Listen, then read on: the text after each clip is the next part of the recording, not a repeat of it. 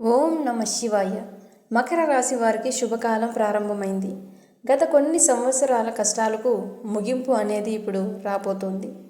గ్రహాల స్థితి పూర్తిగా అనుకూలంగా వీరికి మారింది. మరో 4 రోజుల్లో లక్ష్మీదేవి అలాగే నాగదేవతల అనుగ్రహం లభించబోతోంది. ఇంట్లో సాత్విక వాతావరణం ఉంచుకోవాలి. సాయంత్రం నెయ్యి దీపం వెలిగించడం చాలా శుభప్రదమని చెప్పవచ్చు. మాంసాహారం మరియు మద్యం వంటి అలవాట్లకు దూరంగా ఉండాలి.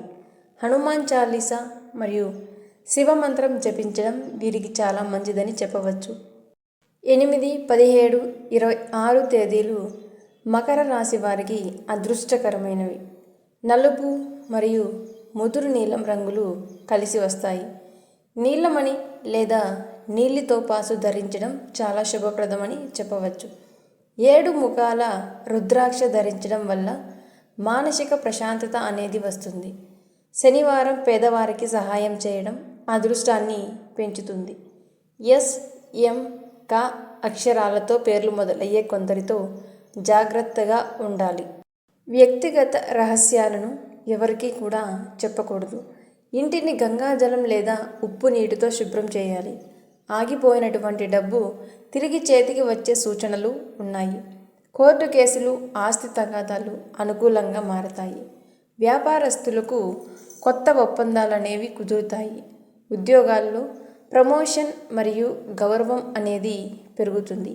విదేశీ అవకాశాలు కలిగే యోగం ఉంది. అప్పుల నుండి వీరు బయటపడే మార్గం కనిపిస్తుంది. ఆరోగ్య సమస్యలు క్రమంగా తగ్గిపోతాయి. కుటుంబంలో శాంతి అనేది పెరుగుతుంది. ఆనందం పెరుగుతుంది. సంతానం మరియు శుభకార్యాల సూచనలు అనేవి కనిపిస్తున్నాయి. శత్రువుల కుట్రలు ఫలించవు. ఇక్కడ దాన ధర్మాలు చేయడం వల్ల ఐశ్వర్యం స్థిరంగా ఉంటుంది. యోగా, ధ్యానం వల్ల మానసిక ప్రశాంతత అనేది లభిస్తుంది. ఆత్మవిశ్వాసంతో ముందడుగు వేస్తే విజయం అనేది ఖాయం. మకర రాశి వారి జీవితంలో సువర్ణ యుగం ప్రారంభమవుతోంది. ఈ వీడియో గనక మీకు నచ్చినట్లయితే లైక్ చేయండి, షేర్ చేయండి, సబ్స్క్రైబ్ చేసుకోండి, ఛానల్కి సపోర్ట్ చేయండి.